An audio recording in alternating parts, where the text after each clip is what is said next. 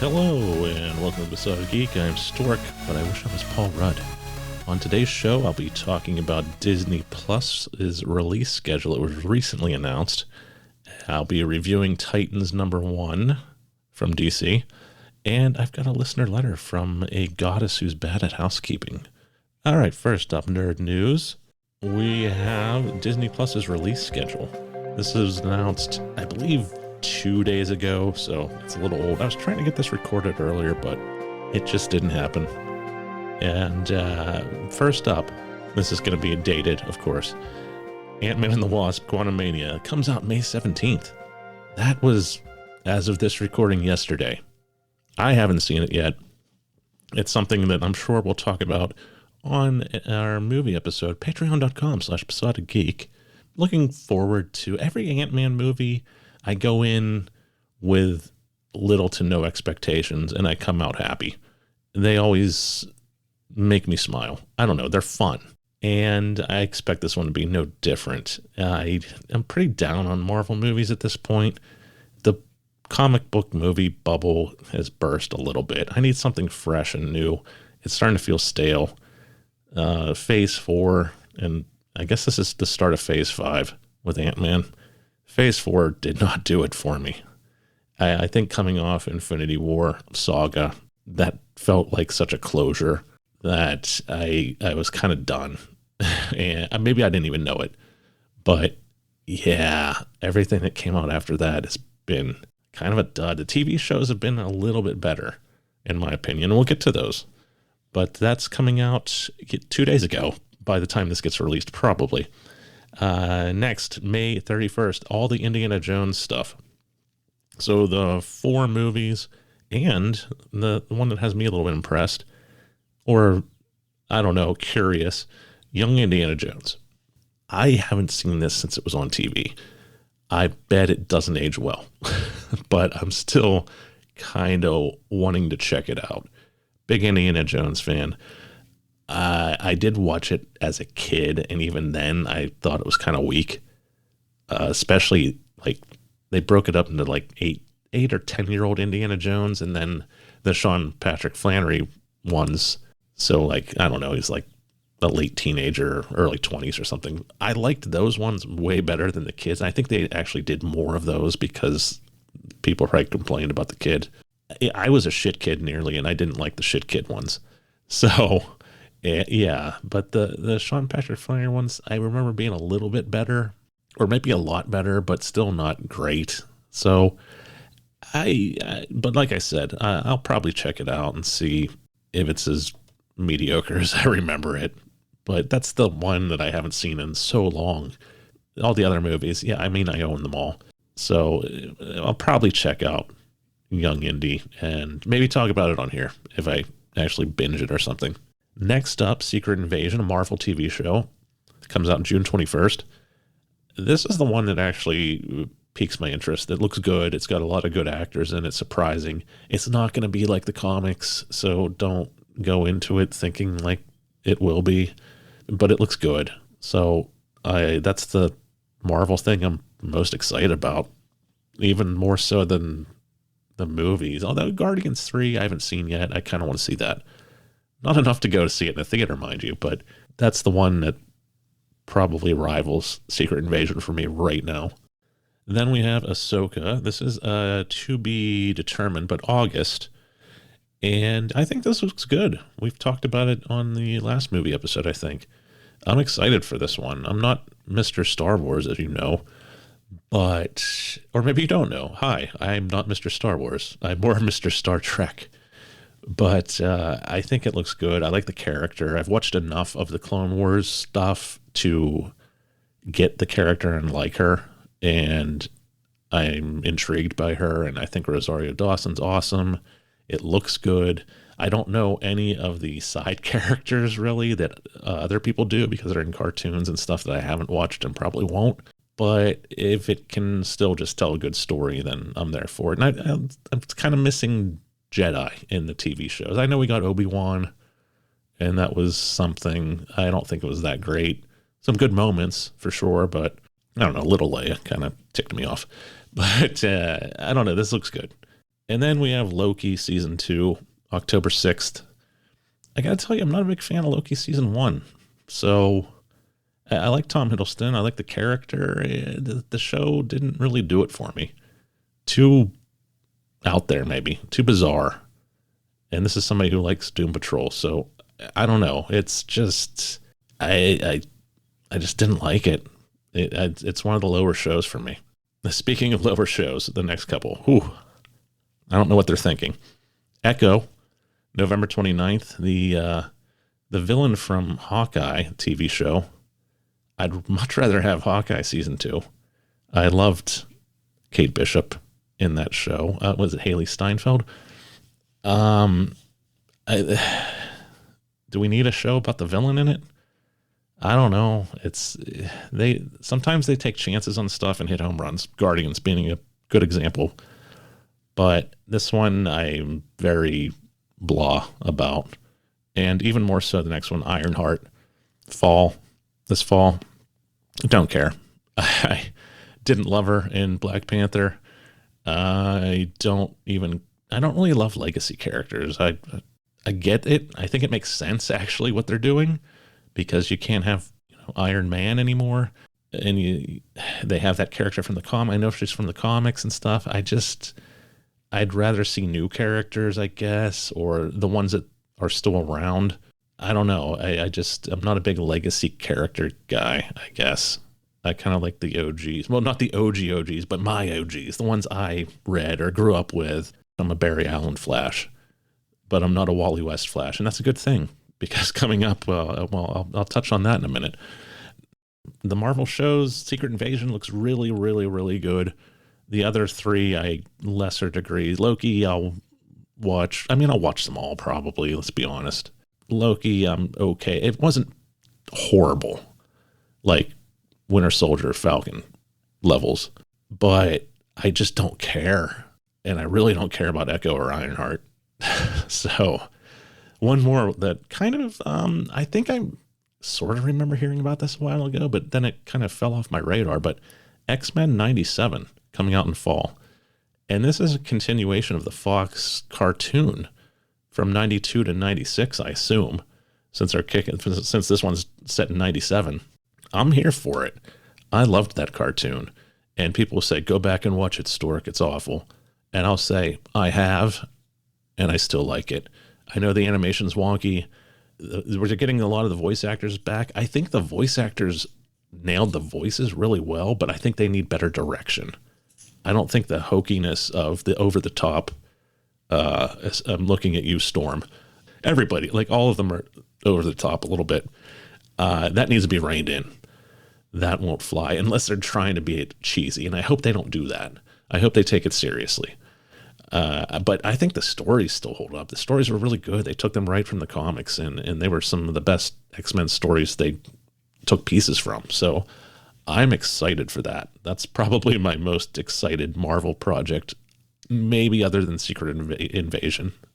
Of all of this stuff I just talked about, I want to see Ant-Man. It just came out yesterday, and I haven't yet, but I'll get around to. And Secret Invasion and X-Men. But the rest, and Young and Agent. Okay, I'll probably watch all of it, let's be honest. I'll even rewatch the indie movies. What the hell? All right, let's move on to some comics. Just one. Don't run away.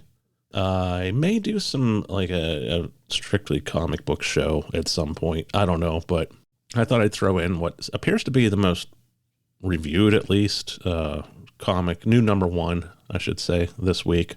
And it is Titans by Tom Taylor, Nicholas Scott, Annette Kwok, and Wes Abbott. And my synopsis in a sentence. The Titans announced themselves as the premier super team by stopping giant ape Titano from creating a nuclear disaster, then immediately lose one of the team. Womp womp. I'm just going to go over pluses and minuses. I'm not going to go page to page, but as I'm doing that, I'll kind of give you the plot and things like that. So that's my strategy. First minus, not a fan of the art. Or maybe it's the character designs, especially Raven.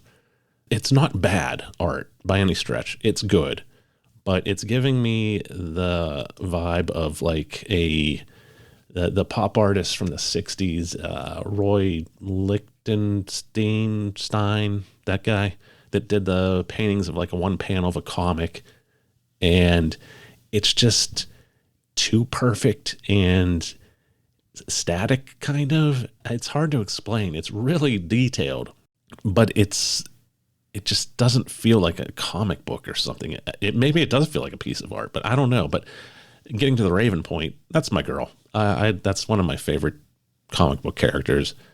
I don't like the design. I don't like the pixie cut she's sporting. She's smiling all the time. I don't like her happy. I don't like her with Beast Boy in this iteration. I think I have that later in one of my minuses.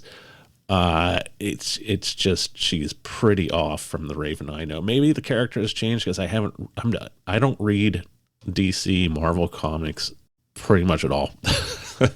I'm gonna start changing that, but at least number ones. I'm going into this as someone who is just jumping in. Hey, it's a number one. Show me what you got. What do I need to know? Do I need to know anything? If I do, are you going to hold my hand a little bit? I think that's what a number one should be. I do have background knowledge to a lot of these characters. I think that's a benefit because I don't think it's not very new reader friendly if you don't, in my opinion. But I think these characters have probably permeated pop culture enough that if you're willing to pick up a comic book called Titans, you probably know most of them. So, and by that token, it's okay. But anyway, moving on. Another minus. Garth is a real tool. The surface ain't doing so hot either, buddy. They go to recruit. Dick is basically recruiting the Titans to take over for the Justice League. So he's going around recruiting as many people as he can. He comes there with Donna Troy, a legacy character from Wonder Woman. And I like Donna, though. And Garth, a.k.a. Aqualad, Tempest, actually. But, he's like Aquaman Jr. And he's all, I'm not going to go because I have to take care of 71% of the planet. And you guys are screwing up the sea and all, that old song and dance. And it's like, all right, whatever. Dick. Not Nightwing, just Garth. So he's bitching about that. And my point is like, well, yeah, but it's a whole planet. And could you help a little bit with us? It's the team in case there's like a huge threat. You can't just, all right, I'll jump in and help. You can be like Batman. Just show up when there's something bad. You don't have to be on watch or anything. You don't have to live in the tower. So I don't know. That kind of rubbed me the wrong way. But I think he's hoping that global warming happens and they screw up the surface because then the water levels will rise and it's just more for him. So that's my theory. I think he's a real asshole.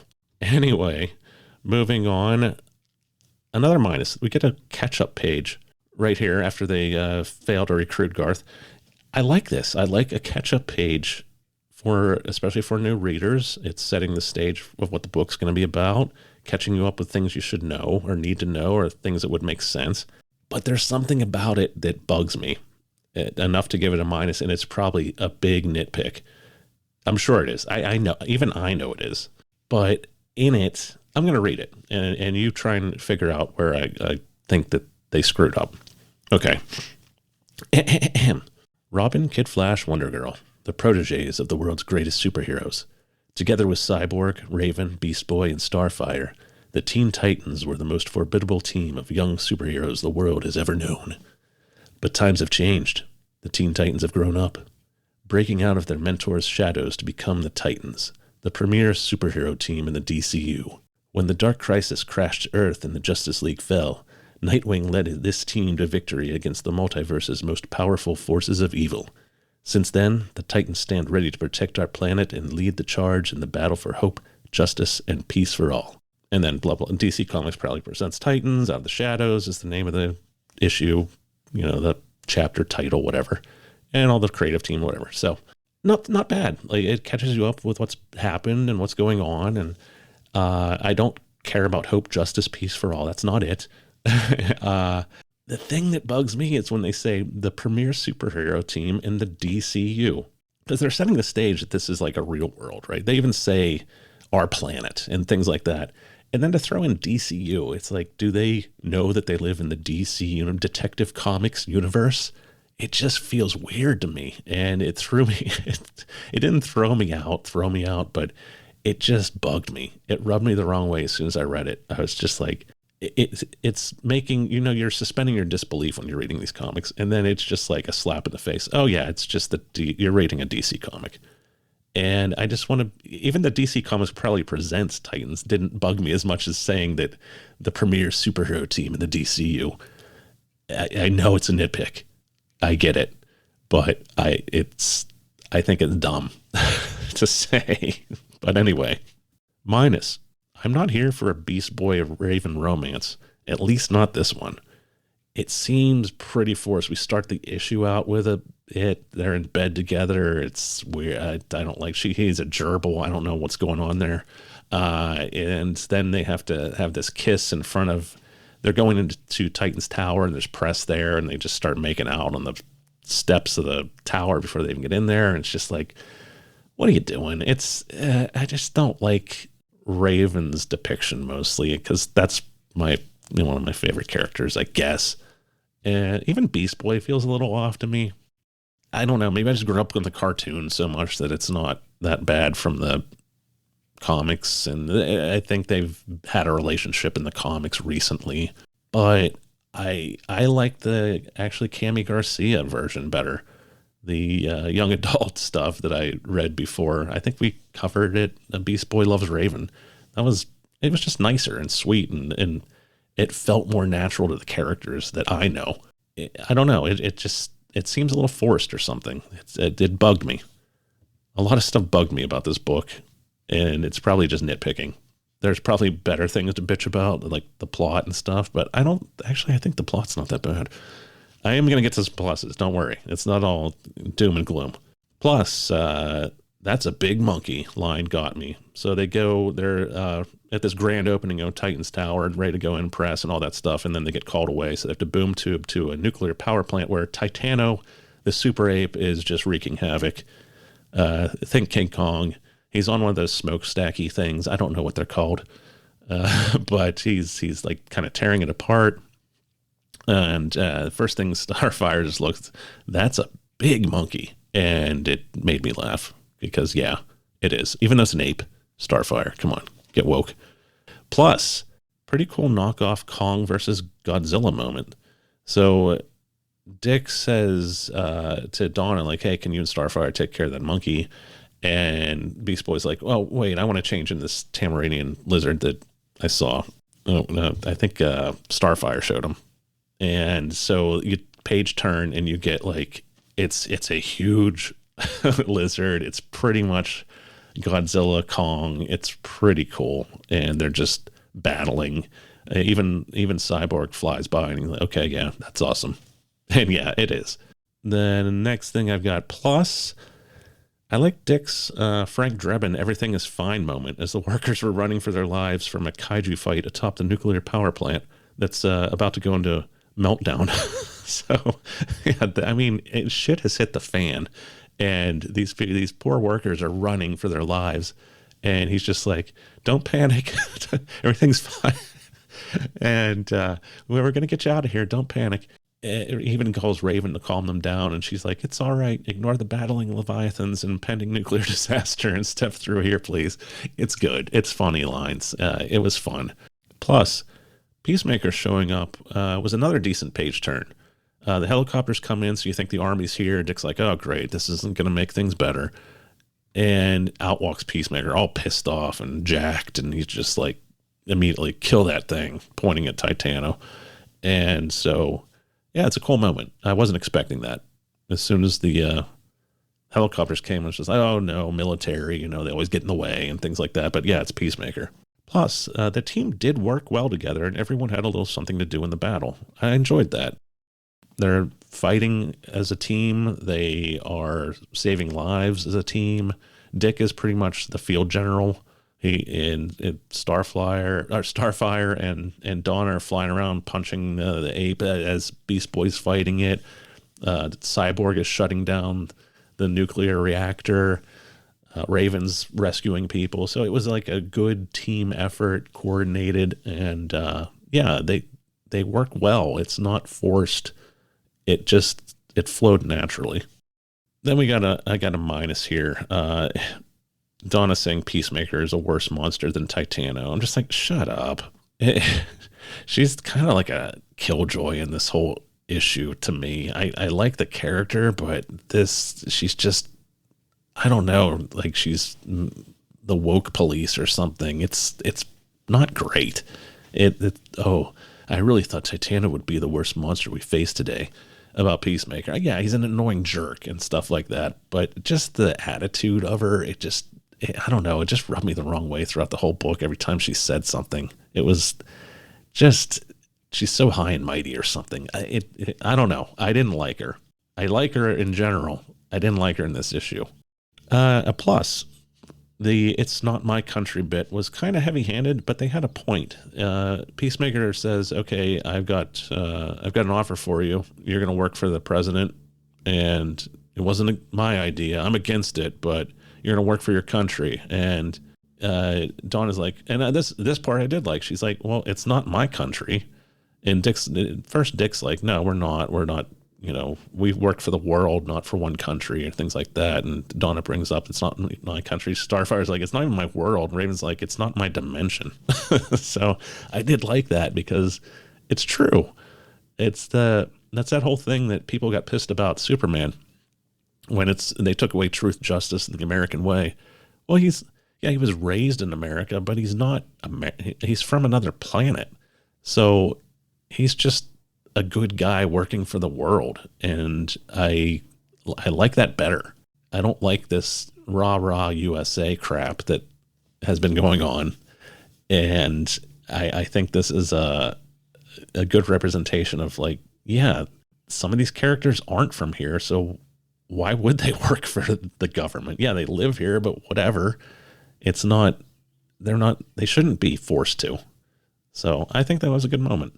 And then my final one, a minus. Poor Wally. He just can't catch a break. I mean, he's been dumped on recently. I haven't read a lot of, like I've said, a lot of the DC comics, but I know that a lot of bad shit has been going on. Well, recently he actually had a good run in the Flash book, but before that, I think he was, he was gone for a while, for one thing, and then Rebirth happened, and then they I don't know, they made him a murderer or some shit in, one of Tom King's books.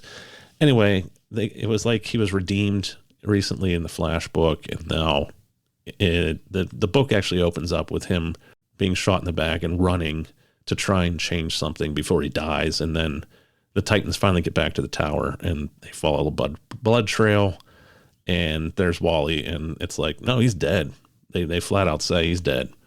And there's all this on their computer screens, solve it, in like 8 times on all these computer screens. And I didn't like that the reaction. It felt cold by the rest of the team. Raven they run in, Dick screams Wally, and then Raven's just like, "He's gone, Dick, I can feel it." And Dick just says, "No one move, this is a crime scene." And they're just standing there. There's like, nobody's saying no, or like, there's no grief, or I don't know. It's very odd and cold. And I really didn't like that ending. I thought in the beginning that maybe he would change something because they don't show him actually collapse and die. He was trying to get to the treadmill, and I don't know. It doesn't look like he made it. He's dead here in the ground, or else maybe he did and he changed something and it'll all get worked out. But that's how it ends. Next, Brother Blood, it says. And if you're watching Titans or I guess it's over now, on HBO, it's a lot of Brother Blood this season. So we'll see. But overall, I think it's actually a decent start to the title. If you know a little bit about the characters, it's not something I'm going to go out of my way to continue reading. It just isn't. It's all right. It didn't blow me away. I'm giving it a 7.2 out of 10. All right, moving on. We do have a letter. You've got mail. From Izzy, from Everything I Learned from Movies. And it is titled First Time Writer, Long Time Listener. And Izzy writes, "I heard your episode about quitting the podcast again. Yes, again. And maybe not having a kid, or maybe do. If it matters, skip the kid to keep the podcast. While your audience may be small and mediocre, we are here and you will be missed. Well, that was a joke. We're not having a kid. We, barring some sort of catastrophic accident, yeah, that's not going to happen. Yeah, but thanks for the wishes. We are quitting, sort of. Peacock's no longer on it, obviously. We're not doing Star Trek on here anymore. I will be trying to do at least once a week something like this, probably more. That's the goal. And on Patreon, Peacock will still, I think, as of now, be doing movie episodes once a month. So we're going to keep that going. Hopefully. I got to talk to her about that and confirm, but I think she wants to. And if we do Star Trek, if we get back into Star Trek, that's going to be on the lowest tier. So like the $1 tier will probably, and it won't be like, hey, every week we're going to do Star Trek. It's going to be whenever she feels like it or wants to, or we want to, or whatever. Still planning to do the monthly movie thing though, as of now, as far as I know. And I'm going to try and do more shows like this whenever there's like a bit of pertinent news or a letter, or I'd like to do more comic stuff on my own, and possibly do some tier lists, maybe like a casting couch thing once in a while. So I think that could be fun. Maybe some videos and stuff like that. So I'm looking into all that jazz, as the kids say. And yeah, we'll see where it goes. But I want to put something out just to have something every week, because I think, especially for Patreon, that low tier is just going to be stagnant if I don't do something. And I'd like to get some more stuff out there. Although, yeah, this will like, and I also want to put stuff on Podbean and get stuff out in the open, just so people know that we're still kind of recording things and might check out the Patreon once in a while. Yeah, so and maybe do some more on the website too. I don't know. I'm trying to put some more things on my plate and get some things done. I've got time. I don't have an excuse to not. So we'll see how it goes. If I get sick of it, or if it's too much for me, then I'll probably just can the whole thing. But I don't want to. So we shall see. Oh, Izzy continues. Also, what kind of monstrosity baby would a stork and a peacock make? I think it would be beautiful. I picture one of those huge, scary looking gray ones that clap their bill really loud with a bunch of peacock feathers. That's what I think. Anyway, love you both. Don't make me come out there and force you to podcast. Izzy. And then she suggests some names for storkcock, pork. I like storkcock. Wait, that came out all wrong. Yeah, what would a combination of a stork and a peacock be? Bjork. It's like a singer from Iceland or something. Anyway, it is a listener letter, kind of, technically, so I'll go over our patrons. What the hell? We got Otter from Pittsburgh. We got Sean from Pittsburgh Nerd Podcast, Steve, and letter writer extraordinaire Izzy from Everything I Learned from Movies, Nisi from Indiana, Brent from Home Video Hustle Podcast recently wrote in as well, Alan from Parapsychology and Interrupted Tales Podcast, Jim from Weird Science DC, and actually if you want to actually know about comics, just listen to Jim. DC, Weird Science Marvel, Weird Science Manga Podcasts, Brian Korean, Two Dude Review Podcast, Bruce from Michigan, David from Sometimes a Buggy Podcast, Randall Holt from Ohio, and Mark Jagger from Washington, right? Yes, I think so. Washington? Yeah. I always want to say Oregon. Anyway, where are you, Mark? I forgot. All right. That's it for me. You can follow me on Twitter at BesotedGeekPod. You can email us like Izzy did, besotedgeek@gmail.com. And our website, besotedgeek.com. I might put up some comic reviews on there, or I gotta keep going with the drinks. I've got a kind of back catalog of drinks I want to add to that website. It's just a matter of doing it. tpublic.com/user/besotedgeek for a shirt or something. I'm probably looking to changing that too, because I don't like how they treat me with not letting me do our logo. Although now I don't need the Star Trek logo, so maybe I'll go back to them. I don't know. And patreon.com/BesottedGeek, like I said, to hear all our old episodes. I will be taking down everything on Podbean pretty soon, which will affect everything everywhere, I hope. But all those shows will be on the $1 level of Patreon. And I have to switch all those over too. It's going to be a huge pain in the ass, especially now because they have those previews. Well, what they did is they just put a preview automatically on everything that you have instead of just being like, well, here's the new thing and it's going to go on your new shows. And if you want to go put it on other shows, go do it. They just put it on all of them. So now I have to go through and turn them all off because that's what I have to do. Don't ask. And you can watch me play video games, twitch.tv/BesottedGeek. Maybe I'll get into that a little bit more. And one thing I actually was thinking about doing is try and play games with some of the listeners more. If anybody's interested in that, let me know. Although it's usually not awake late at night, and that's probably when most people would want to play. So I don't know. Even like board games online, I think would be kind of fun, like a board game night. But I'm kicking around a lot of ideas to try and keep this train rolling before it gets derailed permanently. But that's where I'm at. So thanks for listening. Thanks for continuing the support, patrons and listeners. And that's it for me. I'll see you next time, whenever that'll be. Later.